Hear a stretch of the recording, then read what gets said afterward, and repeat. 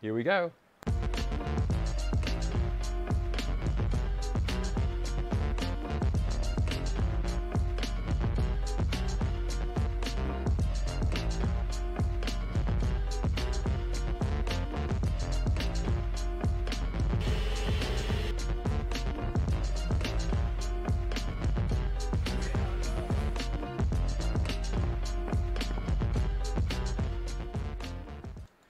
Dave here, how are you? Today is the 9th of February, 2020.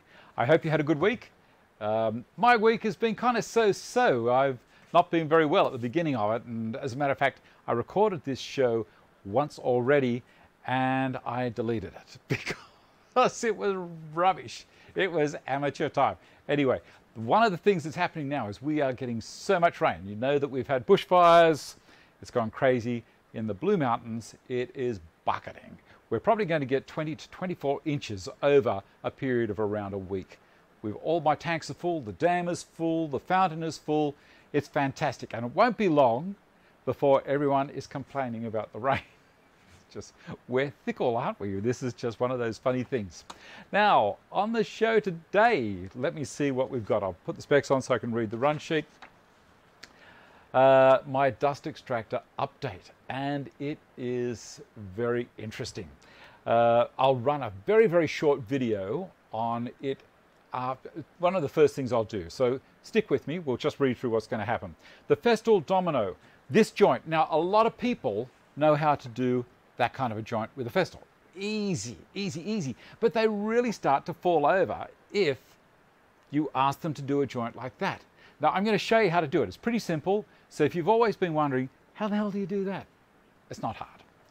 We'll do that live on the show. We'll talk about a couple of things with the Domino as well. I've got the 700, which is the XL, and I have the Seneca RTS 500, which is the adapter. Now, I'm going to talk about a couple of things about that adapter as well that may make you think, well, I'll get it, or maybe I won't get it. You know, it's a couple of things. What else have we got? Plastic shopping bags and other soft plastic. I made comment during the week on social media about these kind of bags. These bags have replaced the single-use plastic bags that get thrown out. We're a problem with landfill. You know, it took 1 million years and 2 days to actually decompose. I don't even know if they decompose. Anyway, I was concerned that these things were going to do the same thing because this one had torn. And I thought, well, what's going to happen to this? Found some very interesting things out about it. We'll talk about that as well. Change the disc sander update. So changing this paper, last time I did this, I used an ordinary piece of paper. I'm going to show you another way that's actually a little bit better and easier, and it's not going to cost you anything. So stick around for that. New microphones, thanks to my patrons. So this microphone here is fantastic. It is a pet one of two. So when I have a guest, I can get this and wire my guest as well. And we will both come through sounding very professional, knowing what we're doing. Instead of having, you know, a microphone stuck on the end of the stick and trying to do this kind of thing between me and my guest, I'll mic them up, I'll be mic'd, and wherever we're walking around in the shop, people will be able to hear me, not a problem at all. Shop, I guess that's an American word, isn't it? In Australia, we always refer to this as our shed, but because I'm trying to appeal to international viewers, I'll call it a shop. Sometimes I'll call it the garage, sometimes I'll call it the shed. My workshop. Workshop is probably the easiest thing to say. What else? A drill press conversion that one of my subscribers has done, and I'll put that up at the moment. This is my drill press that I'm very interested in doing this conversion to. This is my little Bosch, and as I've said to people, I'm kind of happy with it, but not happy with it. I just find that it moves around a little bit when I've got large drill hole saws and large Forstner bits in it. Other people have said theirs is fine, so maybe it's kind of a hit and miss on the quality control. It's a shame that I got the one that wobbles around a little bit. Anyway, this gentleman, now I need you to tell me, I need you to send me in. If you're the guy that sent these in to me, please send me a name and a little story about why you did it, because I reckon this is brilliant. Here's a picture of what he's done to his. Now, I've got a whole lot more pictures, and he's got other things that he's done to it, but I need you to send in the story. The reason I've lost your story that you sent in to me, with all this stuff that's been happening with the fires, my dog dying, there are so many things that have been happening during 2019. I'd rather kind of forget that year, put it aside, and move forwards with 2020. Okay, so the first thing I'm going to do is show you my dust extractor update. Now, you'll remember that I've not long done a video for Carbatec for them, for their website, not for me, not for my website, for them, for their inline separator. And at the end of it, I tested it on a couple of things, and I was pretty impressed with it. The reason I like this one is because it's got a cradle, it's got a big frame, holds itself up, there's no mucking around with it, you can pull the bin out from underneath it, you haven't got to put the lid on the side or anything like that. It's just easy. And after using it on the CNC machine, it is so efficient. I couldn't believe it. I was expecting to get a whole heap of stuff blowing out all over the place, because I always put my machines outside, and I'll take you through it now, but it is brilliant. And I put a 2-horse Dusty on top of it, like I've done in this inside here. Let me see if I can find it, and we will go with that straight away. Here we go. So this is my new setup. The 2-horse dust extractor mounted to a sheet of substantially thick plywood directly over top of the inline separator. I could possibly do a better join right there, but for the moment it's working. And that's working down there. I had to cut this out. I made a mistake in my measurements when I mounted it onto the pallet racking. Now this is 18mm thick ply, doubled up where the extractor is mounted. So it's 36mm thick right there. That's working well. I'm going to do a different inlet from here. At the moment I've got it on the 4-inch port. This is the old system that I had that runs up to there. What I'm going to do is I'm going to put a 6-inch to 4-inch reducer, and I'm going to run 6-inch flex pipe all the way down. I'm going to take this adapter off and have 6-inch go straight onto it and up. I know that you're supposed to have a straight run straight into the separator, but I can't afford to do that. I'll tell you what, the suction at the moment is so much better with this system than I was getting with the little 1-horse machine. Now it's vented straight to the outside. I will run a pipe, possibly a 6-inch pipe, so I'll go 5-inch out to 6, so there's no real back pressure on it. I'll move the compressor out of the way, and you can see it's blowing all the way over there. I'm going to take it to the outside of the building onto the vacant block outside. There's hardly anything gets away from this. Now during that video, and also now, you may have also heard the rain. It is bucketing down here at the moment, and it's a tin roof, and there's a downpipe over here that runs down inside the building, and it's crazy. It's very noisy as a background.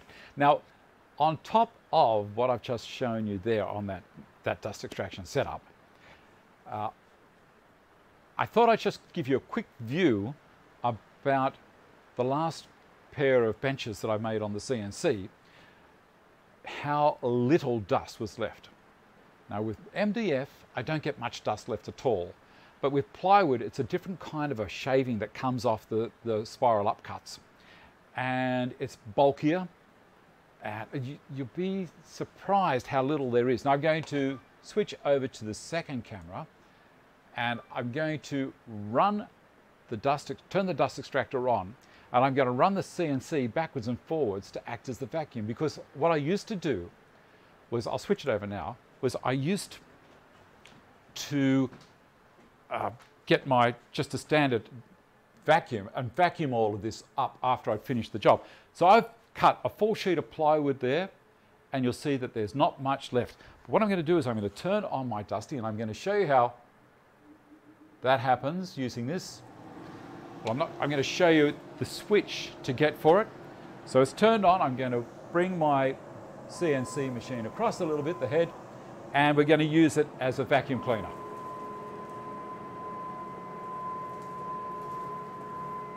Look at that. This, I don't know if, I'm probably not the first person to do this kind of thing. I'm sure I'm not.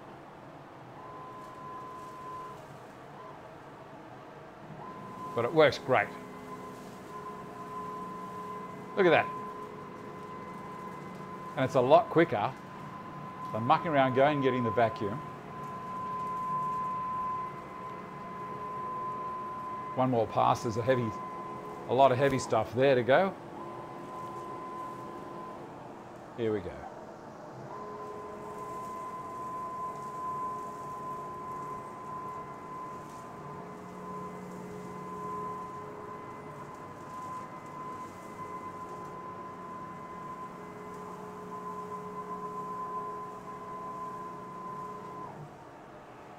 And off. All right, I'm going to come back into the other room. Oh dear. Where would we be without our toys? Switching the cameras over now. Where would we be without our toys? I read a post on Instagram this morning from someone who had said, was talking about smoking and giving up. And I gave up cigarettes probably around 30, 32 years ago. And I made the comment, I've redirected all of that money, which would have been thousands and thousands and thousands of dollars. You work it out how much cigarettes, I was a packet a day. You work out how much that is per year. I think it's like, I gave it up when it was $5 a packet. They're probably $15 a packet now or even more. I've no idea. There's something I need to check on. You work it out, $15 a day over a year, multiply that by 32, and it's a small fortune. All reinvested in toys. Not all of it, you know, foods, things like that, petrol. There's always something to spend money on. But the point is, I feel so much better. I can run. My moustache isn't yellow. I was watching a show last night, the Pie in the Sky, I think it was, and the guy's moustache was all yellow underneath. I was thinking, oh, it's nicotine, it's smoker. Anyway, enough of that. So there we go, the dust extractor update I've done. Let's do another quick one on this guy here, and I'll show you, I'll bring the other camera in and swing this around this side and tipping it down like that. That should do it. Want to swing the cameras. How's your week been anyway? Put some comments in the side there. And there we go. All right, now what I've done is I've cut a half disc. Make sure I've got the right camera, yep. I've cut a half disc out of a cereal packet. This is thin cardboard. I had tried using, I put a couple of fans up in the workshop to try and keep the place cool, and I was going to use that, but it was too thick. Whatever cardboard you use, it must be able to fit between your sandpaper and the table. And if you can do that, away you go. Now I'm going to show you how easy it is, and I hope it works this time. I'll take it off the roll around wheels so it doesn't go crazy on me. There we go. Now we don't have to do anything much to it. It's just when you slide it in, it's got to be like so. All right, see that? Rolling, rolling, rolling until this part just goes under. Peel this one.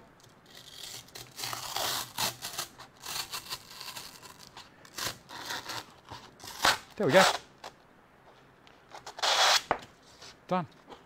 How easy peasy was that? And it goes back on, but you know, you don't want to see me do that. I might actually change that piece. I'm going to put a different grade on there for some work I'm going to do this afternoon. All right, back to the main camera again. These little things, I obsess about things until I get it right. All right, how are we doing for time? Quarter of an hour. Cool. All right, I'm going to cross things off this time because sometimes while I'm doing it, I'll forget. I'll think I've remembered it and done it, but I haven't. Dust extractor update.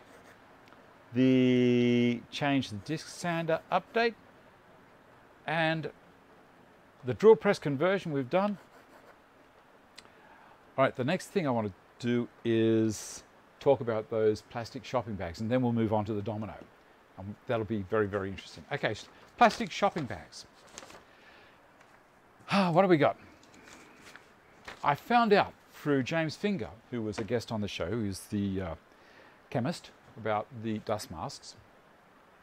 And he said, Dave, these plastic bags are now soft plastic. It means you can do this to it. Can't be hard plastic, this soft plastic. I think it's a polymer of some sort that they extract out of it. And, well, I think the whole thing is polymer, and they change it into other forms. And they make garden furniture. Now, listen to that rain. It's something that I kind of knew in the back of my head, because I have actually bought some bollards for my driveway to stop people doing a shortcut around an internal. Like if they're going around a corner and the grass is on the left-hand side, a lot of people will just cut across and just drive, inside wheels will go over the grass and they don't care. Lunatics. There was an interview with one of the guys out of Pink Floyd, and the Lunatics are on the grass. You probably heard that song. I don't know what the name is. Anyway, Lunatics, I think it's called. Anyway, when he was interviewed, he said when he went to university, one of either the dean or one of the academics, I should say, was saying, look at all of these people walking on the grass. Lunatics. Well, I'm a little bit that way with my lawn. It took a long time to grow it. And when people start cutting across it, I like it to look nice. It's kind of an artwork for me. Anyway, so these things. Torn. Here I was thinking it's going to have to go in the bin, landfill. Other things as well. Bread packets. Frozen food packets that were in the freezer. I've got a heap of them in here. They were just everywhere. And as a matter of fact, I've got so many in there because I thought I'll make a demonstration about it. Bottom of the freezer, I'm sure you're the same. Bottom of the freezer, all of these packets that are nearly empty, and you're thinking, it's going to be full of ice. I'll just grab a new one and open that, and veggies. So I had this meal the other night that was all my bottom of the freezer packets. Tipped it all into a bowl, threw it in the microwave, and I survived. Okay, so I'm going to show you a image here. Now, these are all the things that can happen. Now, whilst that's up there, I'm going to read this thing from Woolworths. All Woolworths stores across Australia, so I'm guessing it's also Coles, Woolworths and Coles, this is pertinent to people in Australia, have a soft plastics recycling bin for you to bring in soft plastics that can't be recycled at home. This helps to keep plastic bags and packaging out of landfill. Soft plastics returned to store are recycled by our partners RedCycle and Replas into benches, bollards and other items that can be used in our stores and car parks. We collect reusable green bags when they get old and worn, single-use plastic bags, bread bags, biscuit wrap and frozen food bags. These items cannot be recycled in the yellow bin at home, so please bring them into our stores so they can be recycled into reusable furniture and equipment. I'll get this other camera happening here. So after learning all of that, they say in their stores, well, you know that you can also buy them directly yourself. So I went to Replas unwittingly around about 15 years ago and bought a couple of their bollards, as I said, to keep the lunatics off my grass. Now, an interesting thing with the bollards that I bought, they're a maritime style bollard, and I'm going to show you a little video in a second of what they look like. But also they've got a stainless steel tang in the bollard, which enables it to be concreted into the ground. That's how they mount them. I took it one step more, and I've got some gal iron pipe, which that tang fitted into perfectly. It mated to it perfectly. So I concreted the piece of pipe into the ground. So now I can remove the bollard every time I mow the lawn. Now in this video, I'll just show you with the little lawnmower. Normally, because it's a couple of acres, I jump on the ride-on and do it all in one go. So I just pull all the bollards out instead of having to go around and whippersnip around them. I'll see if I can find it. And there it is. Have a look at this.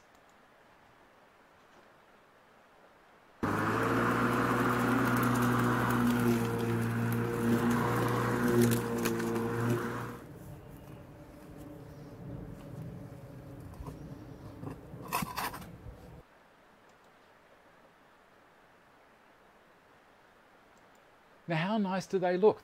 That is plastic. That's a few of these converted into something that's been there for 15 years or longer. It's brilliant. I poured that piece of concrete, that concrete that's around the edge there where the bollard is beside, I poured that the night before, or sorry, the day after 9/11 happened.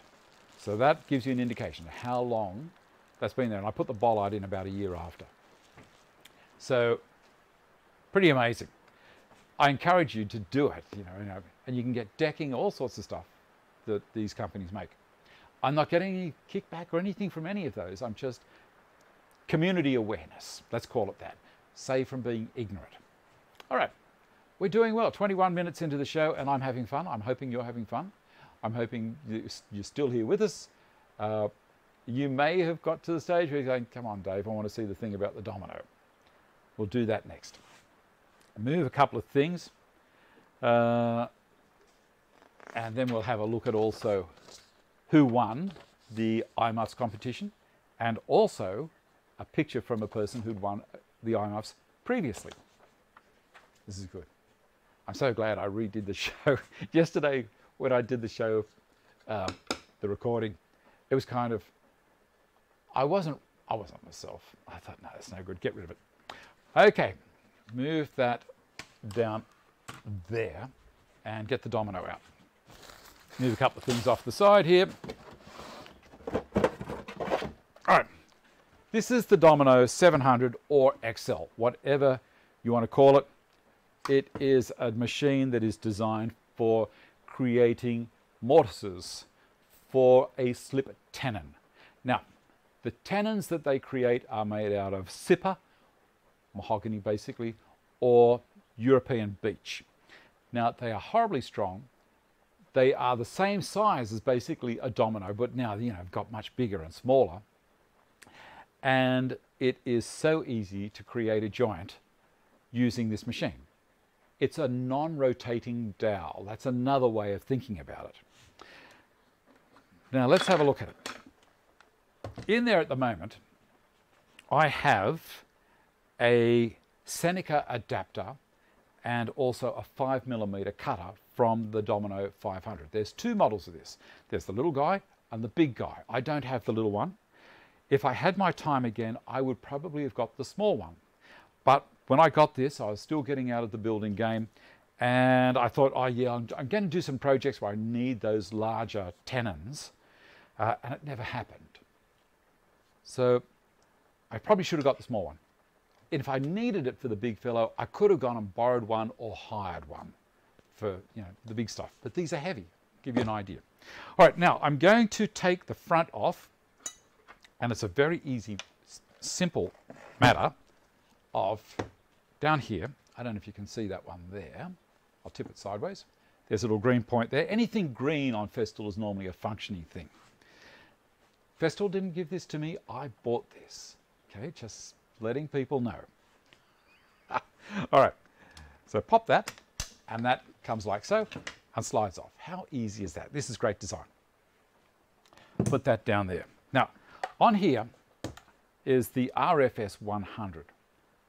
I'm pretty sure it's the RFS. Maybe it's the Rural Fire Service that I'm thinking, but I'm pretty sure it's the Seneca Adaptor.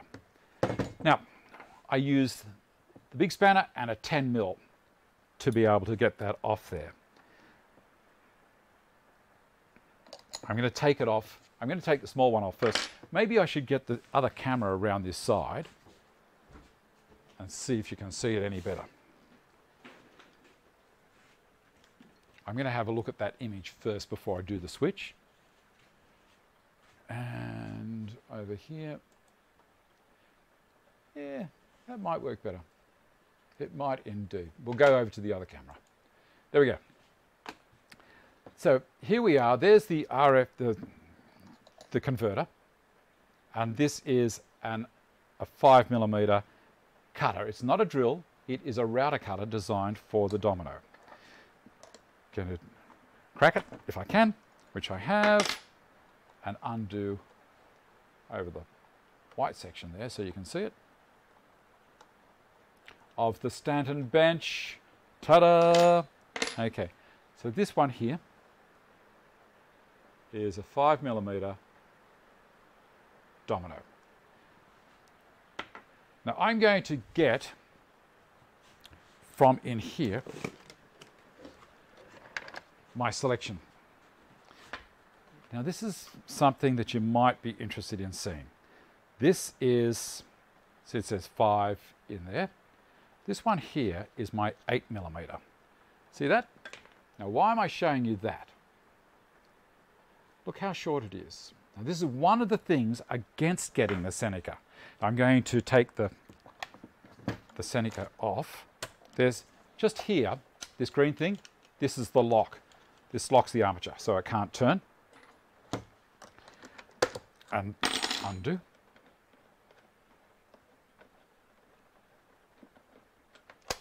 So that guy there, it's probably got it written on it what it is. There we go. That's it. All it is, threaded section of steel, and I don't know if I can read that. I can't. All right, I'm going to put this in the box I've got up here. Now, I'm going to get a dedicated 8mm for the 500. Sorry, for the 700. So there you go. That's what I'm trying to get at. I'll get a piece of paper, turn it around so you can see it. There they are side by side. Now the reach is going to be terrible. Switch cameras again. Go back to the main one. Might be easier to see it. So there they are, side by side. So the 8 that's dedicated for the 700 is a whole lot longer, so you'll be able to get better penetration when you're creating the mortise. This thing will do it, but it's only designed to go in enough, which will be 25mm, maybe 28mm in total depth, because the biggest domino that the 500 was designed to do is a 50. So it's 25 penetration, both sides of the joint. So it's just a little interesting thing. I thought you might be a heads up. But these are, whoop, wrong camera. These are great. Very, very nice. All right, pop that in there. So I'm going to use this in the 700 XL. Slide him on. And just a little touch, doesn't need to be too much. And then I'm going to put the head back on. And this way, I guess, is probably going to be the easiest way for me to show you. The good thing about this, it's got two offset, one large, one small. It's like when you're putting the tailgate on a trailer.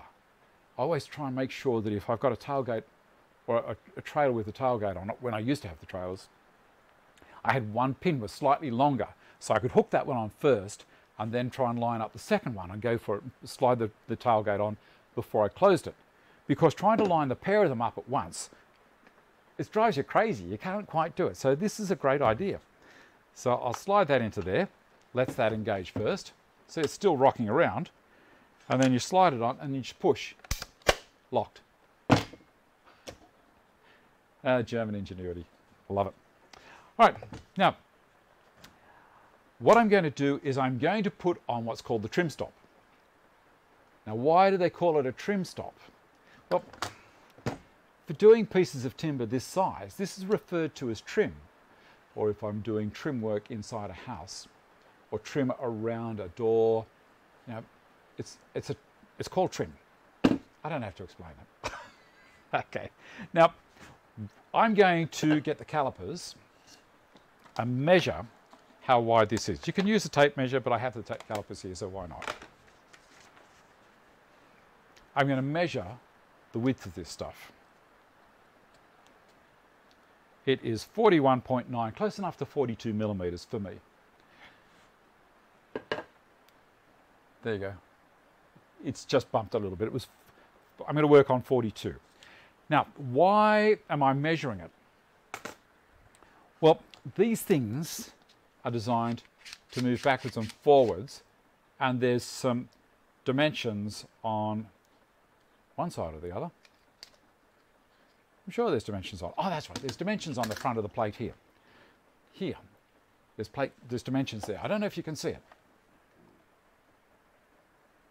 Just in the glint of the light there. Might switch the cameras back because this might work a little bit better on the second camera.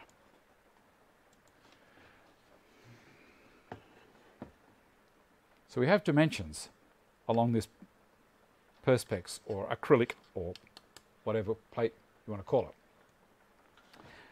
it. So next thing we do is we fit this to the faceplate or to the table. I think they call it a table. It's very easy. If I turn it around this way, it might be easier to watch. What we're going to do is we're going to slide it. I'll tip it forwards a little bit so you can see. That might work easier. We're going to slide it on like that. On the side, there's these little clamps that swing around. Move that over there. Bring it over a little bit closer. And that pulls back, pushes in, and goes over there. And the same on the other side. Pull it back, swing it around, push it in over that, till it gets to that second point there. Tighten that up.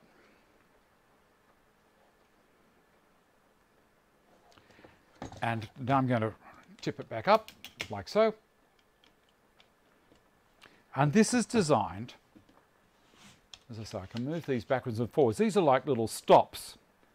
Now, because these are all indexed along here, I might switch the cameras again so you can see it a little bit easier. Like so. I can now move this until it's at 21 millimeters, because half of 42 is 21. Well, it was when I went to school. So I'm going to look at it myself so I can see what's going on.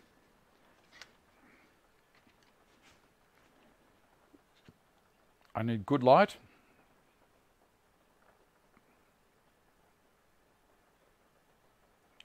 And this is important because if I turn the machine left to right on a joint, do one way, to the other way, I still want it to be centered. These aren't the best specs for this.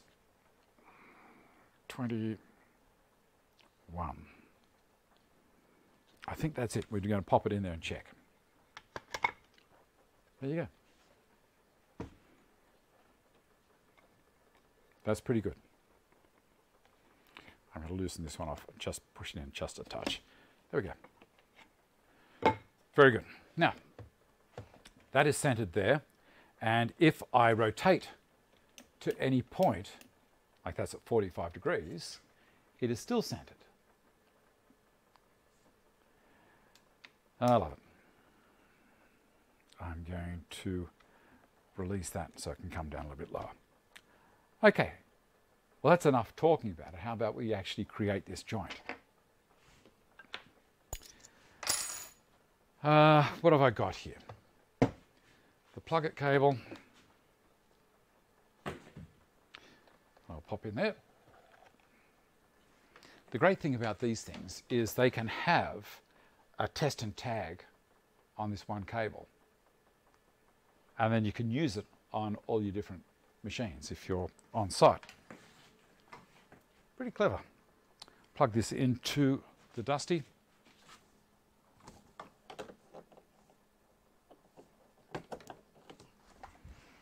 All right, you're enjoying the show so far, if you're enjoying what I'm doing, don't forget to click the subscribe button. Give me a thumbs up if you like it. And if you really want to go crazy, you can become a patron. And if you're of a certain level patron, I will send you one of these out. Great for having soup, coffee, tea, you know, it's not fussy. This is a very, very multifunctional mug. You can have any beverage in this, not like others. I'm an idiot. All right, next thing I'm going to do is I'm going to create a mortise in the flat section here. I'm going to hold it onto my bench. I'm going to do that by using some of John's Yellow Box Shed dogs and his cam clamp. I've just put a little timber packer in there. It ain't going anywhere. And I'll randomly put a domino in there. I'm going to set the depth to 25 millimeters, and the depth is set on the side here. So I've set that to 25, which means the machine is going to only plunge. You watch the domino, the cutter come out. Can you see it? Yeah, I'm just trying to get it so you can see it against my shirt. It's very hard when I'm balancing it around all over the place. See that? So we're going to get a 25 millimeter plunge, and dust extraction is very, very important when using the domino, because we want to get rid of that swarth, or swarth, whatever you want to call it, the waste out of the mortise, so there's no risk of burning or snapping anything. Also with these, you need to have the 27 millimeter hose or the adapter from 36 to 27, because that's what's going to fit on the connection on the machine. Very, very little dust comes off this, and I guess I should be good and wear eye muffs. Turn that off. Where are we? I say that while I'm walking around the place in my thongs. Oh dear. All right, I'm going to create a plunge, which means I need to come back at 90 degrees. So my table, my work table, is now like that. And something to make life a little bit easier, even more, is Festool make this plate that can go onto there to steady the machine when I hold it up vertical. But also TSO products make one as well called the Bigfoot. And this thing is lovely. Now TSO products did give this to me because I asked them. I said, I think it's wonderful, and they know that I'm a Festool nut. So they sent that over to me. I'm going to put this on. I just find it gives a whole lot more support than the standard one that comes with the machine.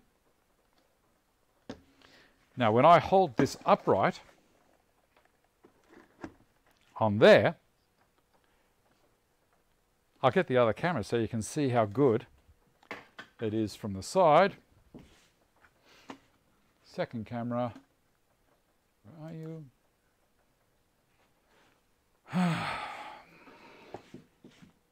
Coming a bit closer and up. There. Transition. All right, so here's the Bigfoot. You can see the whole unit now is extremely stable. I can drop that down. Also at the back here, there's a cursor that I can line up if I had a center line down the middle of this piece of timber. All right, I've got it set to the right size, the right connection there. I think everything's good to go. Let's give it a shot.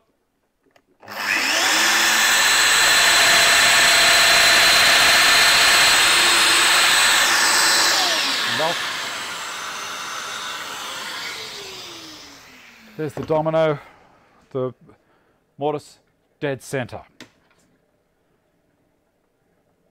Now with the machine, I'll switch cameras again, back to here. With the machine, what it does, any time you want to do a joint, the machine will only do a joint perpendicular to the face.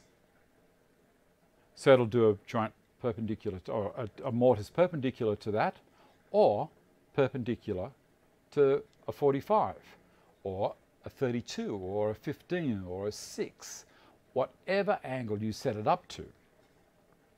I don't think it can go acute. So I think it goes up to, it'll do a 90-degree rotation. It can't go past that, obviously. All right, now we're going to do one in this. So we're going to make a joint like that. Dead easy. Now you're probably looking at it going, of course, of course. So I'm going to pop that in there, and I'm going to swing that camera around as well. We'll finish putting this little guy in. I love it. This is such a good bench. Buy the plans. Oh, I've sold out on Etsy, but I'm going to fix that. I'll fix it for you. It'll be done today. I'm amazed at how many people are jumping in and grabbing the plans.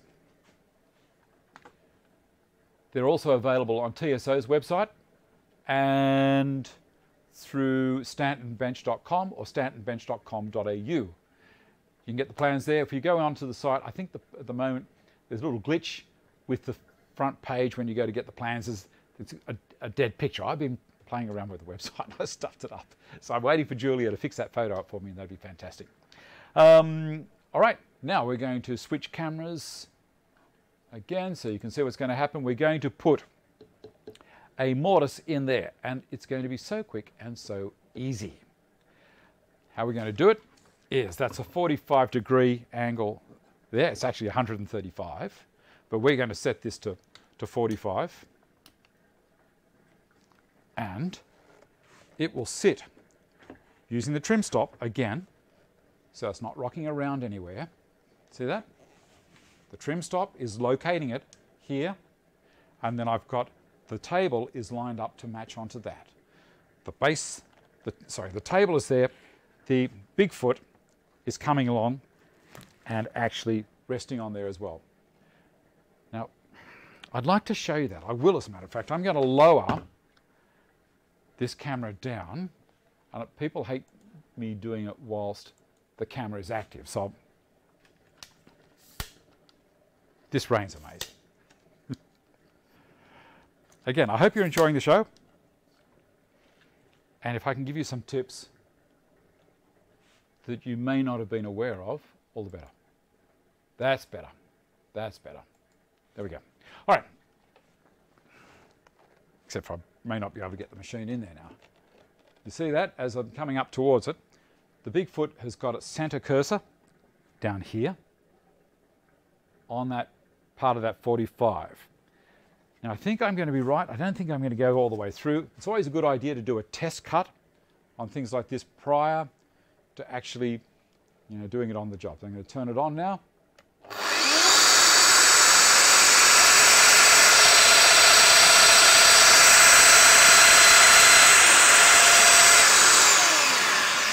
There we go. And we want a 50mm by 8mm domino. These things, as I said, European beech. Goes into there, like so.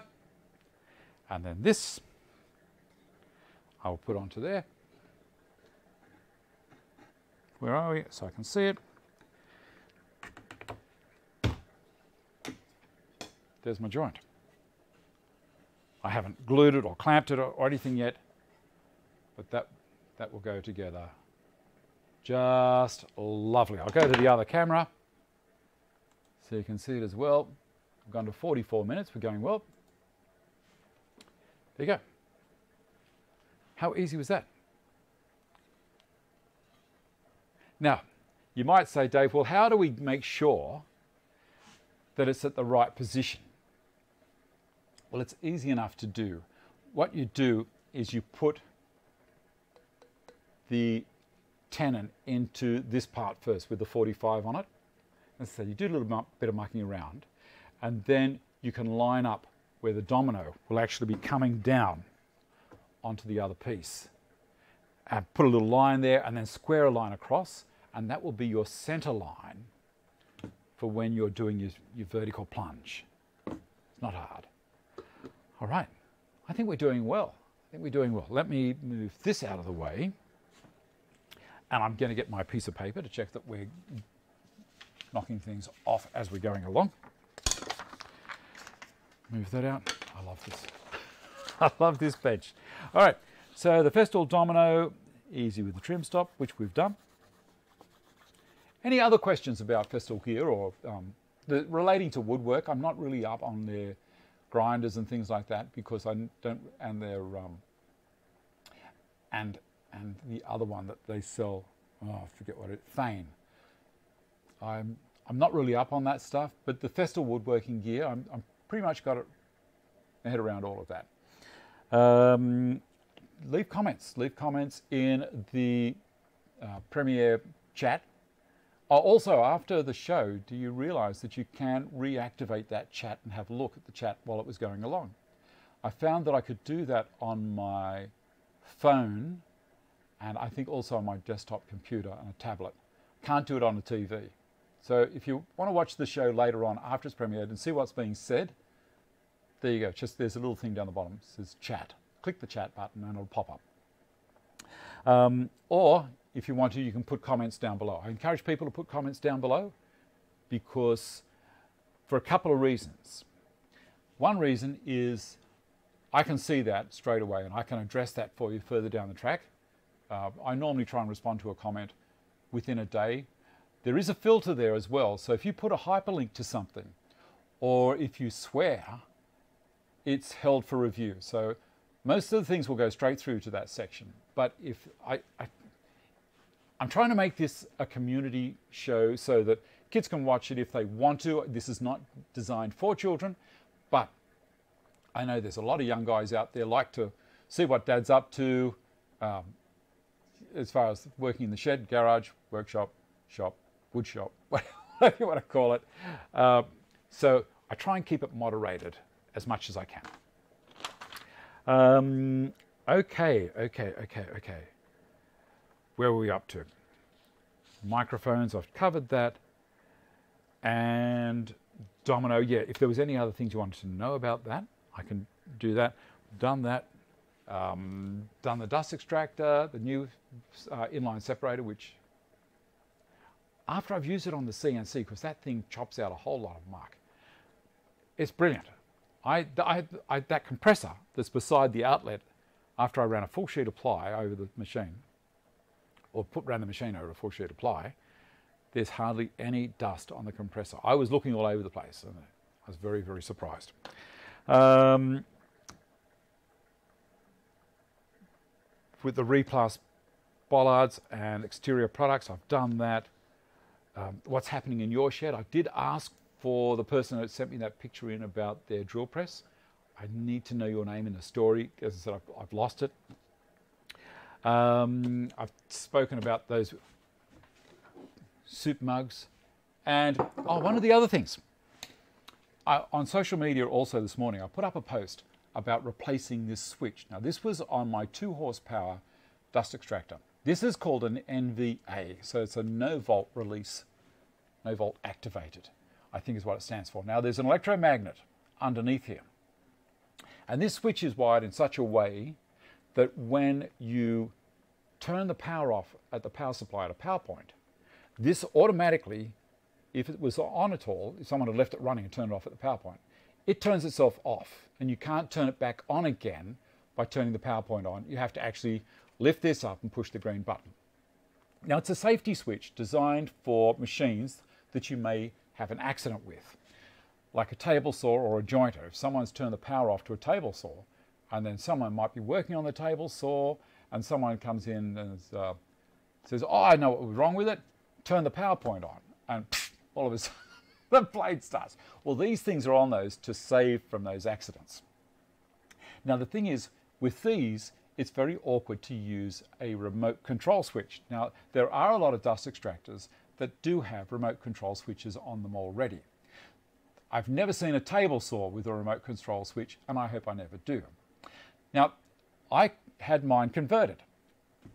Very, very easy. I bought the switch and the cover plate, and I had a Sparky come down and fix it for me, change it. This is in Australia and New Zealand. You're not allowed to do these things yourself. you know, at your own peril. You know, even then, don't do it. So I'm going to show you a picture. People have been asking me. Like, I put up a post first and it looked like I'd done it. No, that's not what I meant to say. I put up a post showing how it can be done. And after it, and let people know, you must have someone do it. So here's the dust extractor switch there that I replaced with the one on the left. My right hand's pointing to the one that was replaced, and the one on the left is the one that I had put in instead. And this is what the machine looks like now. And people wanted to know where to get it and what to get. Hit the pause button or come back and watch it again, or write these things down right now. These are the codes for the plate that holds the little switch, and also the code for the switch itself. Now that is what's called a 2-pole 10 amp switch. Simply put, it means that it switches on and off the neutral and the active, not just one. All right, and they came from Carbatec, obviously, because you know that I spend 1 day a week working down there part-time, because I enjoy talking to other people about woodworking stuff. I also need to put food on the table, and I just love hanging out with all the toys. So that's where I got it from. Again, just Sparky to throw it in for you. It's not going to cost you a lot, and away you go. Then you can put a remote on it. It's the cheapest remote that I know of. I think the remotes cost me $50 for a set of 3 from Bunnings in Australia. All right, so we've gone through that. Drill press, There's got to be more. Yes, there is. Winner, of course, and we're doing well on time.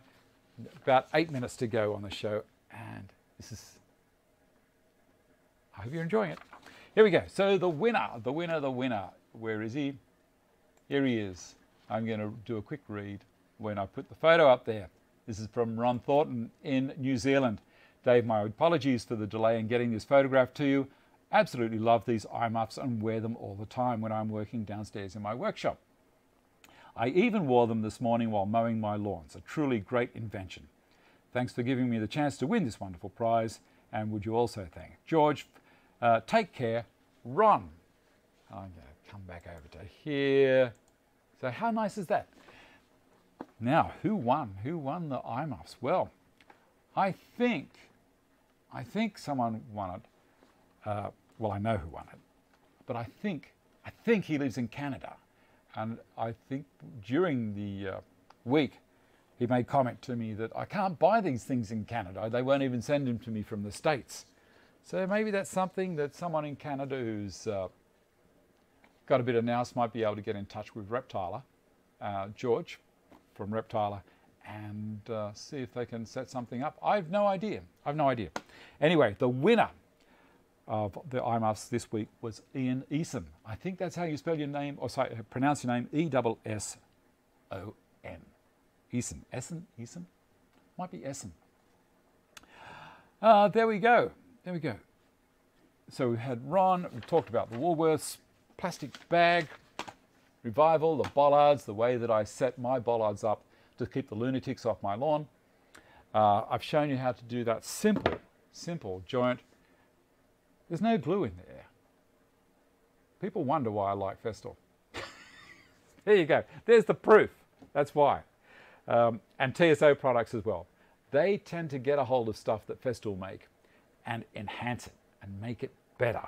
So drop in and have a look at their website, tso.com, I think it is. Pretty simple website. Lovely guys. And again, John, thank you so much for these things. I use these all the time on this bench, on the CNC, on the spoil board. I've drilled a fair few holes out on the CNC that are in the same 96mm regular pattern. Very, very accurate. Thank you also to my patrons for supporting me and enabling me to buy this kind of stuff to give you a better show. I think that's going to be it, guys. So look after yourselves, be nice to each other, and I think that's a lot. I'm reading down the side here. All done. Thanks for watching. See you next week. Don't forget to subscribe. and the thumbs up.